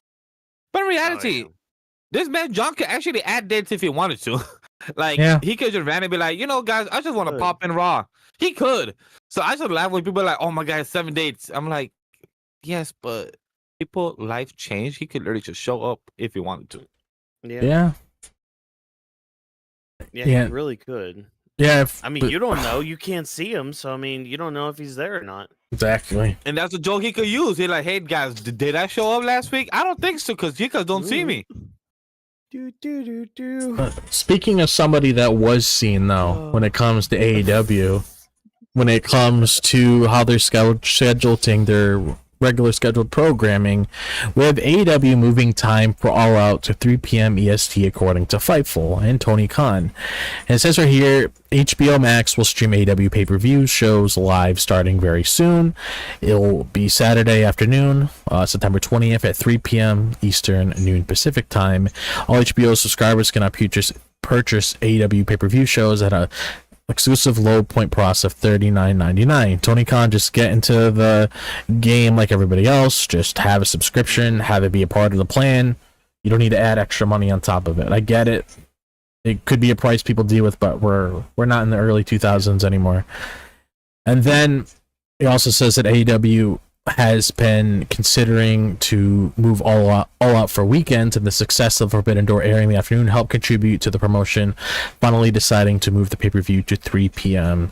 Eastern. So originally it was supposed to be at 8 p.m. around the same time as WrestlePalooza, but they probably know that's going to be a stacked show, so they probably want to get a head start when it comes to a lot of the things that's going on, because, I mean, looking at how WWE is shaping this show when it comes to CM Punk and AJ Lee against Becky Lynch and Seth Rollins, potentially a Cody and Drew McIntyre, and then we got Stephanie Becker versus Io Sky to be competition for Mercedes and Riho, I guess, and then whatever else they have on the card. It definitely seems like they're pushing the needle a little bit more, and you can tell, like, when WWE feels competitive, they put on a lot of these high profile matches, which makes you question, why can't you do that on a regular basis? But Well, I mean, this isn't the first time that they've done this, because they've been ahead of schedule before. They had to move back a little bit because obviously WWE wants to be petty about running their shows at the same time. yeah. First of all, I'll start my statement being like, there's no way y'all planned this weeks ago. Like, come on. No. That to me, when Fightful came out with that, I'm just like, guys, can we not change the narrative right now? Like, let's be honest. This is them being like, okay, you know what? Let's like not compete. But I'm also kind of glad too that it's going to be earlier, because then like now we'll be able to watch it, or whoever watches both programs and all that, like Yeah. we'll be able to watch it and pay attention to it. And I mean, knowing AEW, they're not going to be done until like 9 o'clock. So hey, Yeah. there's your time right there, people. So and honestly, with how long AEW shows go like that, honestly, make all your pay-per-views start at like 3 or 4 in the afternoon. Agreed. Like, Yeah, it's probably for the if you're best. gonna, yeah, like if you're gonna go super long, why not just start a little earlier in the day? That's perfectly fine. I'm perfectly fine with that. I'm happy. My wife asked Yeah. me a couple of days ago, because me and my wife was doing our calendar for September, what things we got to do. I was telling her the days I'll be streaming, the days I'm going to gym, and she was asking me, hey, Mhm. do we have any wrestling content for this month? I'm like, yes, you're right. Totally forgot about it. So I searched up when is WrestlePalooza. Instead of searching on it, I went to our Discord community, to our wrestling, of the WE channel. Goes guys down below the description for the link if you guys want to go check into it. And then I told wife, September 20th is WrestlePalooza, but then there's also AEW All Out. I told her, for me it's AEW All Out, for you and me is WrestlePalooza, and it was, as a fan of pro wrestling, I'm happy for this, because 3 p.m. that means I could watch it. I could see how's it going. Once 8 o'clock hits, whatever's left of AEW, I could check out the highlights later, and I could just enjoy WrestlePalooza. Still hate saying the name, but we're gonna go along with it. Yeah. It Yeah. also seems like they're really trying to And stack up the show because it's on ESPN for the first time too. That too. That Yeah. too. Which Because I mean, it kind of reminds keep us of stacking what it. happened the first episode on Netflix. It kind of reminds me of that. Yeah. Yeah. Which again, yeah, keep stacking it. We'll be here to consume it and all that. Oh yeah. The good, the bad, and the mediocre at best. But like then it comes to like the price point. So like still having to pay for the pay per view. It's in the name too. But whatever with that. Like on one hand, I get it with the whole business aspect. I get that part. It would have been nice to get them for free on HBO. A part of it could be like their contract, I guess, maybe, because like I Yeah. can only assume like probably part of the reason like WWE is so expensive for like people like Peacock or ESPN to have an air like that. It's probably because of like the PLEs being free for us with that. But I mean, for me though, I would have much preferred like oh, if you want to watch like live events like that, for example, you'll have to pay like an extra $10 a month or something. Like if it's that, then and I you're hope actually like, so. yeah, if you're giving like actual like more than just AEW that I can consume, that fine, whatever. I don't care. I can get rid of one of my other subscriptions that I'm not really using much Yeah. of. But like. Yeah, that's like the one downside, but at least it's $40 compared to the usual like $50. So Yeah. I'll at least say that much with it. But apparently it'll be up for you like after you buy it like that. It'll be up for you for like 6 months, and then I think after that 6 months it goes into like the archive part. So like you'll be Yeah, for able to the free watch it like version for the fans to watch it. exactly, yeah. So I'm not too fussed about it because, again, I have other legal ways to watch the AEW pay-per-views and all that. On the So high seas. yeah, yeah, exactly. Akero Yume wo Kekiatsume. Yeah, that So the that's a fact I good. did that in Japanese. Oh my god, I hate. Yeah, Yeah. still sad that we left a 3-hour karaoke only for 2 hours. Yeah. But He keeps bringing it up, Yeah. chat. But chat, look, we man. continue on with our AW. We're gonna slide through that WWE want to run a major PLEs in Paris and China from the sources from Reservoir/Vifo. How do you guys feel? Because hey, I wasn't here for this past Monday. I know you guys spoke about it. That fucking AJ Styles chant for almost 3 minutes straight was fucking beautiful.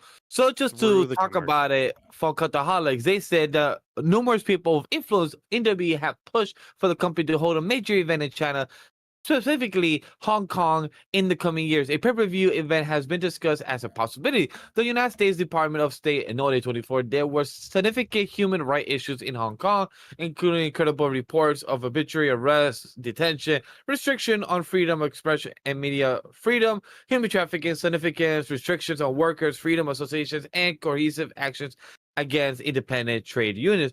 So, as you can see from what I read off from Fightful, they have a lot of things to go around if they ever want to travel to and do a PLE in China. So they're still trying to find all the legal aspect of it. But when it comes to Paris, please go back. As somebody who watches soccer/football and see pro wrestling crowds over, if y'all know, the Europe crowd has always been the best. US crowd sucks. Because if you guys have noticed, the Europe crowd don't ever say what all the damn fucking time. Yeah, that shit's the Europe crowd's annoying. amazing. They sing for AJ Styles for 3 minutes, and literally he felt emotional. One of the best clips I still see, just because of it's just beautiful magic. Honestly, so if we're talking like the major PLEs, I kind of want to ask you guys which ones do y'all see like Paris. We'll stick with Paris, I guess, because like with China, I'm very curious how the crowd would be over there. Because I haven't really heard much about like the Chinese wrestling scene there, so No. I don't have too much to say about on that one. It would just be cool to see and be like, oh, they ran a show in China, isn't that freaking neat? But when it comes to like the major PLEs, especially in Paris, which one would you guys like to see? Because I know me personally, I would love to see the Royal Rumble over there. Yo, I was thinking that one. That's what too. I was All thinking. 3 of us? Yep. All 3 of us. Royal Rumble. That's crazy. Yeah. That's the one that came to mind because I feel like you would get one of the best reactions ever if you structured it that way. Every person, Royal Rumble, pop, and the chants, magic. Royal Rumble, 100%. I'd rather have Royal Rumble in Paris more than Saudi for next year. Yep. Yeah. And I think the Royal Rumble would be probably the best PLE or like major PLE to do internationally, like almost every year, I would say. Like, next year they're going to be in Saudi. Why not 2027? They're in Paris. 2028 they're in freaking Scotland. Like they could easily move that around, because what a start for the road to WrestleMania than with an international crowd for the Royal Rumble. I mean, again, say what you want about Saudi, but like that crowd's gonna be hot for that Royal Rumble weekend. Yeah. The other one I will say when it comes to a major PLE, I would say not SummerSlam. I feel like SummerSlam is a US crowd. It's like US style, since it's in SummerSlam, even though SummerSlam got changed, or it's still in August, but Money in the Bank is in August, so I don't know. Money in the Bank being a PLE in Paris, I would not mind, because they will go crazy for the spots in a ladder match. Yeah. Oh yeah. That could work too. That was probably the second one I was thinking of, because I feel like I feel like we will eventually get an international WrestleMania in the near future, but it seems like for the most part they want to keep it local. Because it's so but yeah. as local as Las Vegas. Oh, boy. Twice in a Right row. around our new headquarters. Don't you guys like Vegas? Don't you guys like spending $4,000 on nosebleed seats? Yeah, I'm just hoping they have a better match card. Talking Same here. about Oof. Las Vegas, someplace nearby, Los Angeles Police Department is building a case against Roger Jackson. For those that don't know about what happened, the case, almost be speaking about this from Cutaholic, so I'm gonna be briefing about this. The Los Angeles Police Department are in the process of building a case against Roger Jackson and trying to determine the level of predomination from Jackson when he attacked Sky Stu at Knox Pro Wrestling Academy event on August 23rd. So that was 2 weeks ago, Chad. According to Douglas Malo, the wrestler who pulled Rampage Jackson's son away from Sky 2, after being asked on scaling up if he believes that Roger Jackson will be arrested, Malo replied, "There's no doubt in my mind. Everything is on tape, 100%. And on video, and it's premeditated. LAPD tends to drag their feet. The detective asks a bunch of questions. I even asked about my implication. He goes, there's nothing to worry about. He was just trying to get a compliance. Everything is towards Roger. He asked a couple of other questions about other videos. And back in the, and the people in the back, not for implication, just because he's trying to get information. So there's much more information about this, but before we go down this rabbit hole, Whawkins, I would like to go to you first. How do you feel about this whole situation? How it started up a couple weeks ago, and now that we led off from August 23rd to where we are now, that's still on a standstill, that we have no progress yet much since then. Well, I mean, the thing with stuff like this is it does take time for anything like this to really make a head of itself. I mean, look at any other like big like arrest or anything, or like big criminal act or that has happened in the past and all that. So I understand it takes time for all that to kind of get through, especially when it comes to like paperwork, blah blah blah, all that stuff. I'm just glad something is being done Agreed. about it, because oh my god, like looking at the footage, it is some graphic footage.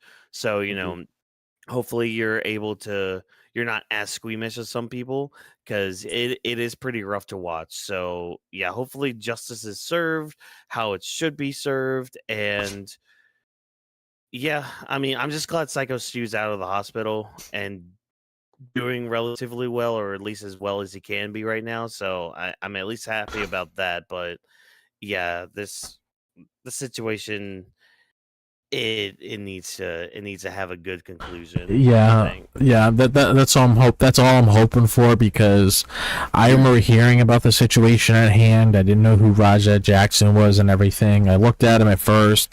I saw that he was some kind of streamer, and then I looked at what happened, and I'm like, why is this dude like going in there, dropping the guy, wailing him on him like that, trying to get in another altercation with like another guy, and then all the other people start, jumping on him and anything. Because I mean, this is stuff that has happened at actual WWE shows too, where a fan feels like they're God and they run out there and they want to attack one of the wrestlers. I think one of the ones that come to mind for sure is Seth Rollins. I don't know if you recall what happened with Seth Rollins. The wrestler ran to him from the back, and one security guards, I believe, stopped him or something. Yeah, you had some guy randomly come from the crowd, wasn't even associated with the product. He attacked Seth Rollins and everything. Security came out. Seth Rollins obviously, cussed at him. I remember something that happened with Stone Cold and Triple H, if I'm not mistaken, in the past. I remember seeing... The next one I'm gonna bring up. I remember one happening with like John Cena, I think, had a match. I think it was with Randy Orton or Batista. I don't remember exactly what it was. I remember an incident with that. I remember Bret Hart's Hall of Fame speech where some random guy just came out of nowhere and started doing stuff like that. I'm like, why are people like going out of their way to do this? And this all started, I guess, from... him and this other guy were like talking outside, and then you had him like hit him in the head with like a beer can and everything, and because of what happened to that beer can stems from what we had right here. But I definitely hope justice is served here, because I mean, this guy can't be doing stuff for clicks or just get a reaction or just be short-tempered like this and just go in a ring and start beating on the guy like that. That's just not right at all. whatsoever. Really, No. like I don't have much thoughts on it as well, since I don't know too much information, and it just is a whole rabbit hole that you will find from one thing connecting to the other. The wrestling promotion belongs, I believe, to Rikishi, so it's just a whole bunch of things going on behind this that is just really interesting, because I believe we spoke off air that this wrestling promotion is connected to WWE ID as well. Oh, So it's really good to Yeah. see It how was. this, it was, exactly, was, chat.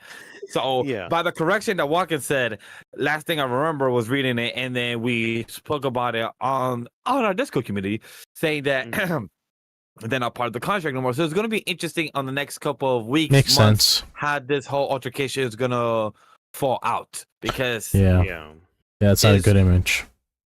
who scratches who back and who's gonna do favors here, because this is gonna be interesting. Yeah, And I we're gonna It's a talk about shame. this for the next couple months. Yeah. This Yeah. is definitely It's gonna a be a shame that's- recurring story. It is, yeah. Especially when more information comes out. When more comes out, especially, this guy's getting information like this detective and all that. Yeah, once he gets stuff like more stuff, everything will come out and all that, and hopefully, his psychic abilities are super effective against this Raja Jackson guy. But Yeah. Which actually Vash. I was gonna say it actually leads us to important thing, because I know exactly where you're getting with that, and I mean, oh god, I mean, RAP Mega Hawlucha if you ever come across a psychic type. yeah, with that, I was gonna bring up how Vash was so excited to bring this up earlier that he didn't fully read the news that we're gonna talk about this. Well, here we go. He missed one of the crucial number G in the docket. That is, for those that don't know, CML is holding a special promotion for Mega Hawlucha on September 25th, and they had the cross promotion with Pokemon Eevee and Pokemon Pikachu in this cross promotion. And man, you love it when anime and your favorite things cross over. We have anime and pro wrestling. Well, pro wrestling is football in one podcast. Like many times, like Watkins does, he compares our wrestlers to the One Piece, Kaido, Jack, and everything. So it's always fun to have this crossover. But for those that don't know, we have a new evolution, a new Mega being announced last week, or this past early week or last week, of the new Mega of Hawlucha. Mm-hmm. Oh yeah, And it's cool. dude. Watch the animation for that. It's actually a really good animation. I think it's like 4 or 5 minutes long. So like you get an actual match between a freaking Hawlucha and a Machamp. Yeah. What found funny is that every pro wrestler or content creator that came out, they said like, "Yo, is this Rey Mysterio?" Yeah. And they put the song behind him, and I love it. It just fit perfectly. Yeah. See, I'm probably gonna not name mine Rey Mysterio. It might be I'd have to look at his Nacho name. Libre. I already have mine. It might be Nacho Libre. I was gonna say it's Lucha. If anybody also understands the Oh, cartoon, Lucha. Cartoon Network reference Mucha of Lucha. that show. Yeah, because I also saw a clip of somebody, instead of putting the Rey Mysterio song, they put the Lucha song, and it was hilarious because when the character of Lucha of his Mega, when he did his little scream, his screech, at the same time during the song of the Lucha, they had it was just perfect. Synchronization and editing, and I love it. As a fan, it was perfect, man. I was happy. See, I'm gonna wait to see the nature of mine, because I could name it Penta, I could name it Ray Phoenix, I could name it Dragon Lee. Yeah, the only thing that But sucks about it is that Pokemon don't get abilities in this game. Yeah, that's the one downside. But By the way, question, side comment. I was just I love when online Twitter was saying, "Yo, AJ Lee's coming back." Does that mean that she's gonna meet up with her brother Dragon Lee? Because we can't forget about the long lost cousin Keith Lee, because they all have the same last name, Lee. Man, now you made me sad that Keith Lee's not around. I'm sorry. Mm. I was laughing about that, and I've been wanting to miss bring that that big up man. until the very end of the show, Hear you. and I felt like it was a perfect opportunity. So yeah, I said it. Whawkins, continue what you was gonna bring up. I was just gonna say there's so many luchadors you can name one off of, but definitely check out the animation though. Well, It's really good. Might as well talk about Vash's Um, boss now, right? Yeah. Oh yeah, Vash. Yeah. So this might actually be why Vash was gone on one day, because we got a certain video come out, didn't we, buddy? You filmed this, didn't you? You filmed I wish this. I filmed this. It was I funny, think you chat. did. I've met The Rock twice, but not for work. It was just going for like a free screening. Oh, look at me. And for those that don't know, if you're living under The Rock, maybe this is why he's been out of the limelight for the past couple months and has not been showing his face since late April, beginning of May, because The Rock has noticeably slimmed down while away from WWE. Picture of the head of the Venice Film Festival, Dwayne Johnson has lost around 60 pounds. So all the muscle mass that he has carried over from doing the boxing film that recently came out, by the way, is sports related, pro wrestling related, that right now it has an A score. It has 100% of Rotten Tomatoes. So his movie seems like it's doing well. A lot of people are saying that this is one of his best films. And he also came out to report, relating about The Rock, that he wants to do films more for him and his happiness. So, hey, more power to you, The Rock. Hopefully you find your happiness in the future projects that you're going to be choosing. And I can't wait to see what you do. And chat, if you're that shock of The Rock changing slim down, you have not seen many movies and many other actors doing the same thing. Oh yeah. Because I could tell you two of them. It's Christian Bale. He literally has gone from fat to slim down, bony, and the other one is Nathan Fillion when he did the film that won the Oscar a year or two ago. I can't remember the top of my head if anybody remembers that. I don't. Brandon Fraser's another one too. Yeah, because he was one that he gained a lot of weight, didn't he? Yeah, he gained a lot of weight for that movie. Yeah, I think that's what I was thinking about. Yes, it was Brendan Fraser, and it was for The Whale. It was for The Whale. I watched that before. It's a really good movie. Great movie. So that's another example of cast members have to do that at times when the role says, hey, you're great for the look and everything, but for this role we could give you a bodysuit or you could gain the weight or lose weight. Many actors have done that. Bradley Cooper, like Drop said, Brendan Fraser, like I said, Christian Bale for his films and everything. Sometimes you gotta gain the muscle, lose the muscle. Henry Cavill, sometimes when you gotta become Superman, you gotta gain the muscle. You gotta look the biceps, you gotta gain the triceps, you gotta do the workout to become the Man of Steel. Or you could be like Steve Harrington and just have great hairdo. Exactly, for Stranger Things. For anybody that don't know the reference, yeah. I'm not shocked. As somebody who works in the industry, I'm not shocked. This is a norm for me. When I saw him, I literally saw my phone. I saw the tweet. I'm like, okay, scroll. Okay, cool. Continue. I wasn't too bad, shocking, impressed. That's all I got on that comment. Walkers, you got anything about The Rock losing good 60 pounds? I mean, good on you. How'd you do it? Tell me right now. Yeah. There's that part of it. Who's your work original? Honestly, he looks good though. He does. He doesn't really look sick, so that's why, kind of like what Vash said. I mean, I kind of saw. I was just like, all right, well, I guess he slimmed down for a role or anything, but I mean, Batista's another one. Oh yeah, well, he just very much just deflated at a point, but that with Batista, that might also be age too, because he's almost 60, isn't he? Yeah, that is true. And also by roles, and he said it that he gets tired of the exhaustion. Like for example, like many actors that do this constantly. Batista, even John Cena has said that like, he gets tired from of you keeping the physique. Like you just want to tone it down. Mhm. So it's like at this point, like you want to not saying lose the muscle mass, but you just want to tone it down instead of working out. Yeah. You go 6 days a week, 4 hours in the gym, taking care of the steak. Even Finn Balor, like he literally keeps a whole type of regimen of how he keeps those 6 or 8 abs. Again, teach me your ways. Hey, if you go and check out the Sheamus workout, you will find the ways. Trust me, I watch those not just because they're entertaining. yeah. I take notes. I'll be like, Let 200 me just- burpees. Okay, that's crazy, but copy.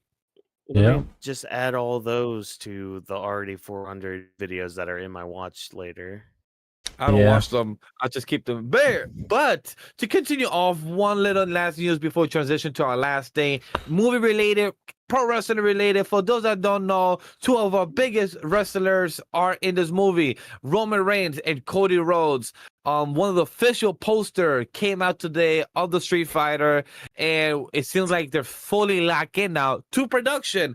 So, like, I wear this today, my Street Fighter shirt. For those that don't know, we're gonna have Cody Rhodes. I think he's here. Yeah, right here. Cody Rhodes is my boy right here with the hairdo. And where are you? Do I have a Kuma here? I don't think I got Kuma. Yeah, because these are all the good guys. So I don't think I got Kuma here. Well, no, because you got the one dude at the top. He's not a good guy. is he? He's a bad guy. But it sucks. Yeah, it's very shocking. I don't have a Kuma here. Huh. Wait, no, never mind. He's right here. He's right here. Oh yeah. All right. Now I see him. Yeah, chat. I'm staring my shirt through the green screen, so I'm also having trouble to read it. Yeah. But yes, that is a Kuma. But yeah, Okay. chat. So Street Fighter, Whawkins, any excitement for Street Fighters for 2 of our biggest stars to like it kind of fits them. Like they're in a film like this. We know that Roman Reigns was also shooting some stuff last year in a project. We don't know if it has come out yet or it's still being in post-production. So we're still waiting for his project that he was in last year when he was away from being Tribal Chief and everything after he did his loss against Cody Rhodes. So Street Fighter, what about 2 wrestlers? Any excitement level?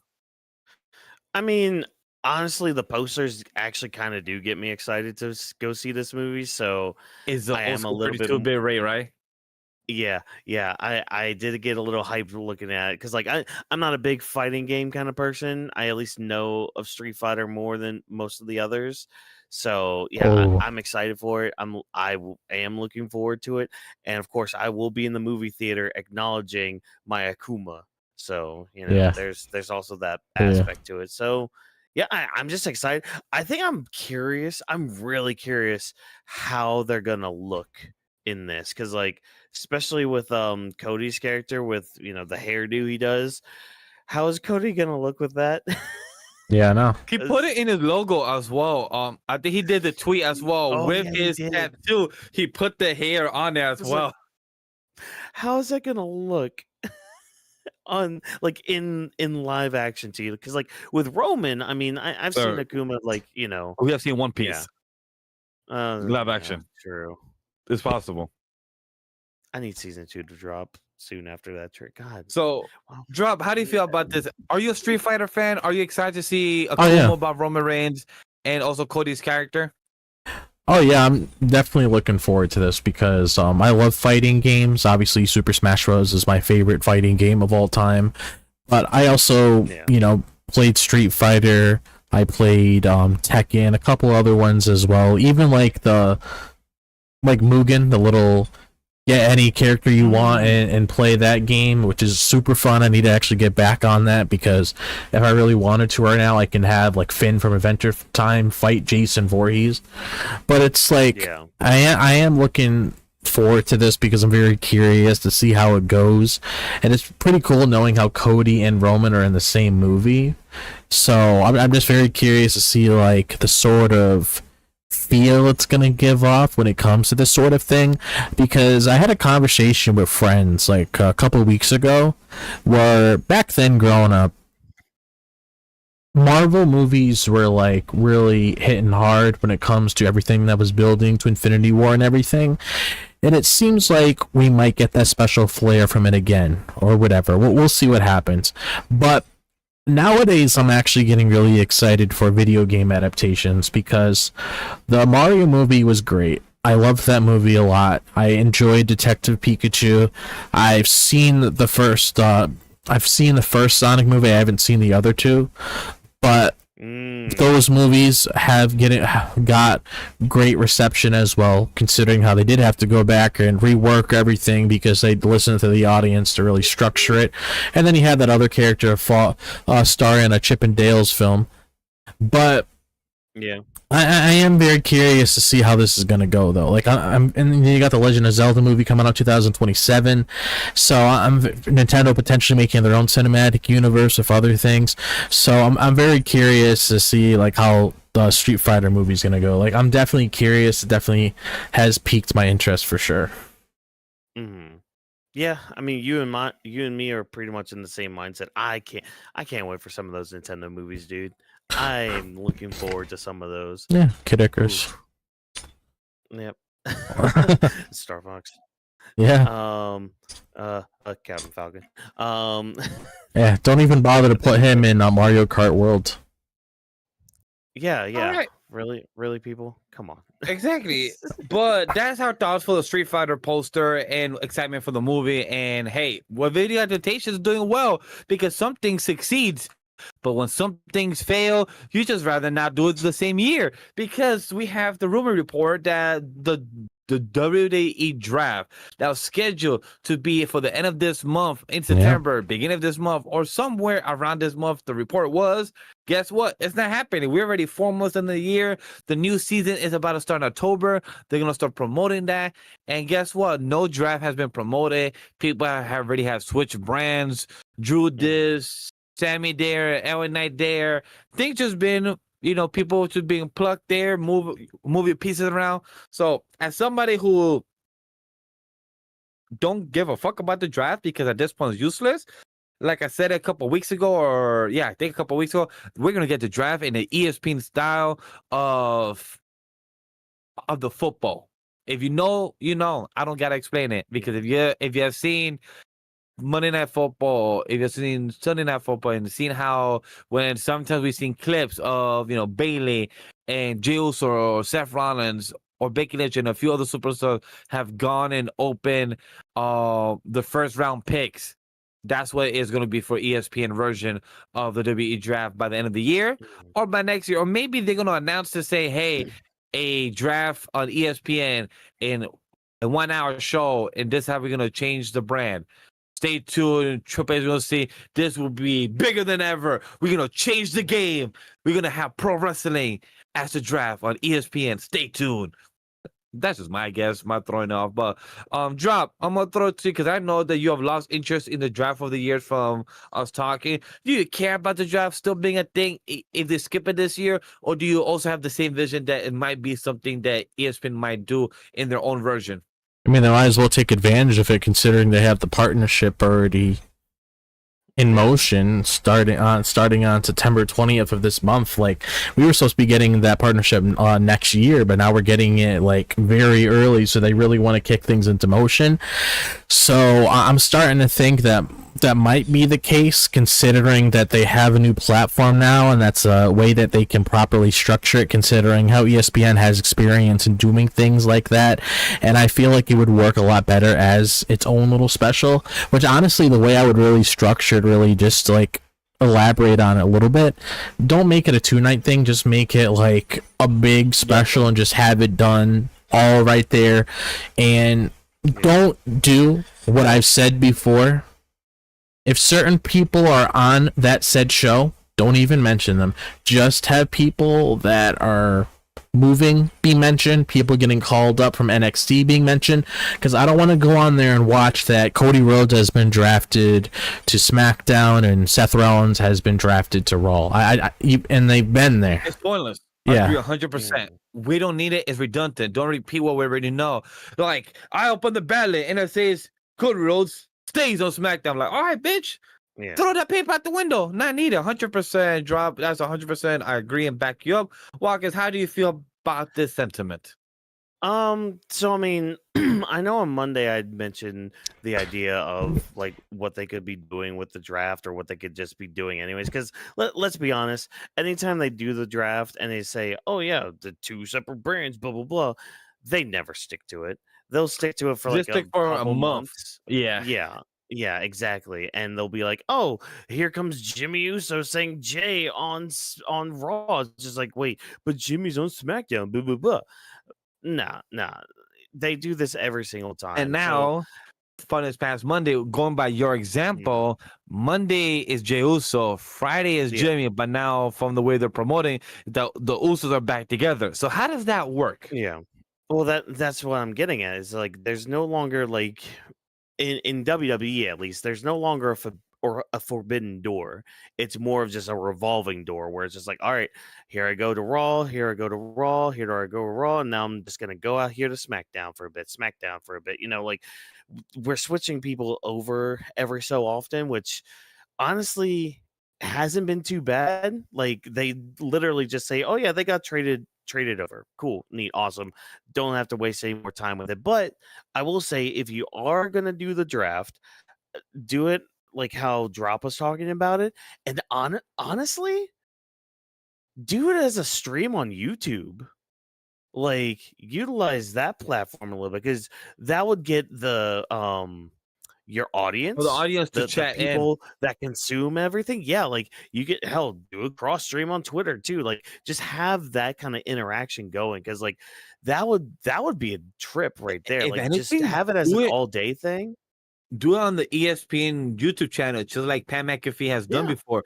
Pat McAfee has been on ESPN for 2 hours, and then he goes Mhm. on his channel and continues the show and talks about whatever else remaining on his show. So I feel like that works out perfectly. Yeah. Mhm. And you can have like later on in the day, like let's say, like they do a drawing like each hour or whatever, like top of the hour or whatever. So it's like, okay, first round, second round. By the time the third round goes around, they can like to kind of fill the time there. They could be like trying to FaceTime the talents because that would give them enough time to try to make sure that they're free and try to get a word in for them and all and be like, hey, um, hey, Jimmy, you just got drafted to Raw with your brother. How do you feel about like getting that kind of Yeah. interaction in it? So like, there. See, we're already coming up with great ideas for you guys. Like, you can hire us. It's Yeah, just fine. credit We'll help us. you Just say out. we took this idea from Weebs of the Ring in the bottom. Yeah. Just give me about They already did with Braun $100,000 Braun, for the so idea. they already did with Braun Braun. Well, nobody, I know for a fucking Exactly. fact nobody else came up with that shit.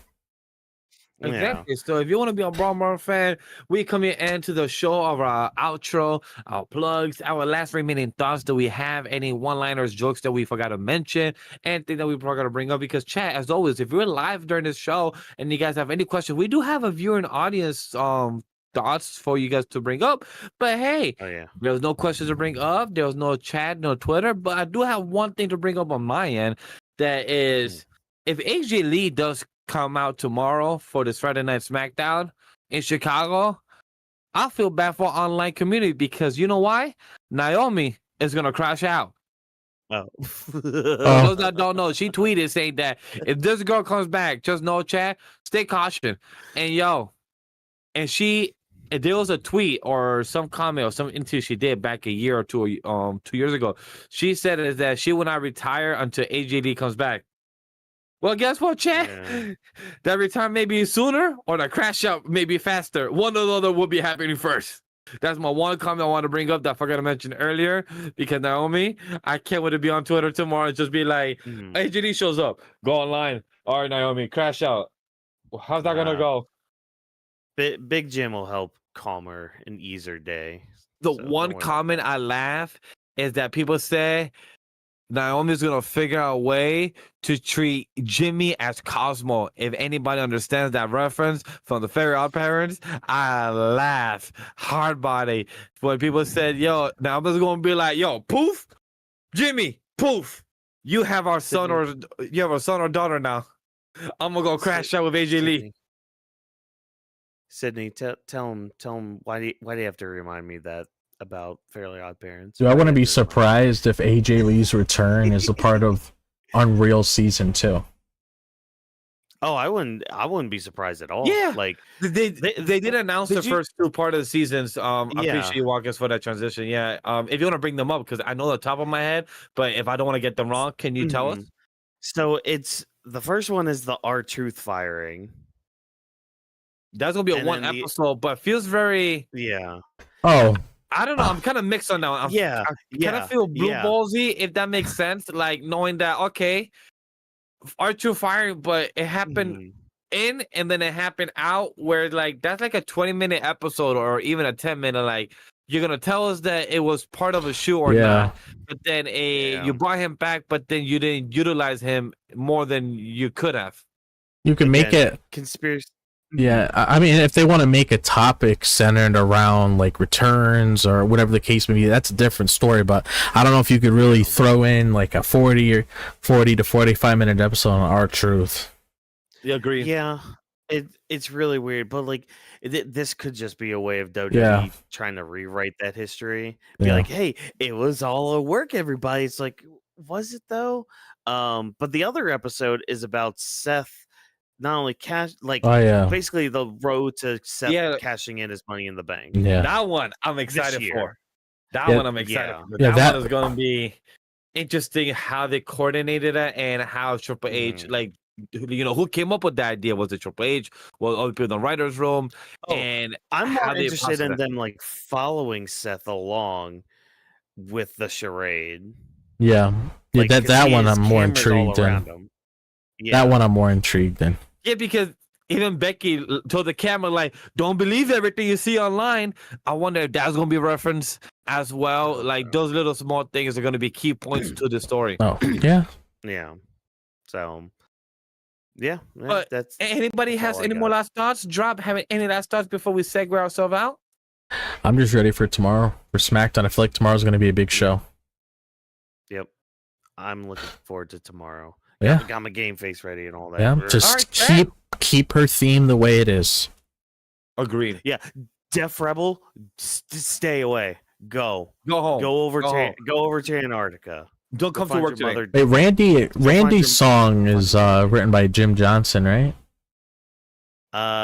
What's his name? I think so. Yeah, like the voices. So if Randy can keep his, if Randy can keep his voice, if Randy can keep his song from that era, and since the person who made that song did AJ Lee's song as well, just based off of that evidence that I brought up right there, you should not mess that song up at all. 100%. Yeah. That should be the case, but only time will tell, chat. So, Yeah. as usual, like we said, this is the outro / plug. So, without any of the show, we got to give you the plug. So if you're here for the first time, check out Weebs of the Ring, our content that we are live every Mondays and Fridays after the show of Raw and SmackDown. We're live every Thursday at 8:30 p.m. EST when it comes to our Grappling with the Week, our show to talk about news and anything involving the pro wrestling entertainment. Go check out parent company Animal We Studio, where we have the main channel for our podcast of Off the Bench every Monday at 10 a.m. Tuesday, Anime Lady Podcast every week at 10 a.m. Wednesday, we're coming back starting by December, the earliest, and having a few one-off episodes in the next couple months, Shonen Ronin. Then Thursday, maybe we might get a comic book show. So quick little Easter eggs, little foreshadowings of things that will be happening in the future. And also check out social media down below, all the links for Discord, Twitter, IG, our YouTube. We don't have OnlyFans like Matt Riddle. That's not something we do. So go check that out when it comes to other content. Other than that, chat, hopefully you guys enjoyed this episode of Grappling with the Week and enjoy the future episode that we'll be having. ESPN, when it comes to WrestlePalooza, we will find out. Stay tuned. We will still cover it. If anything, we might be on the high seas, or maybe we might be on the actual high seas, international waters. VPN, shout out, not sponsored. Other than that, chat, thank you for listening to Grappling a Week. Before we head out, as always, be sure to follow us on our social media platforms. Like Vash said, we are known as Weebs of the Ring on all platforms. Be sure to use the hashtag Weebs of the Ring to interact with us before, during, or after our show. Feedback is always appreciated, as we're nothing without you tuning in. Grappling the Week is presented by Animal We Studio. Thank you to our production team, and thank you for your hard work. Thank you for joining the show. And And thank you for joining us. And shout out to Stu for helping with the recording of this podcast. Have a good night, everybody. And go. I was gonna say something crazy. No, I'm gonna I just swear, say I thought you were about to do your little cheese on pancakes thing. I mean, I was gonna say, you know what? I was gonna say, go use a steel chair to grandma. I don't know why. You know what? Like that. You know what? Go light it up, guys. See you tomorrow for our SmackDown coverage. Light it up, chat.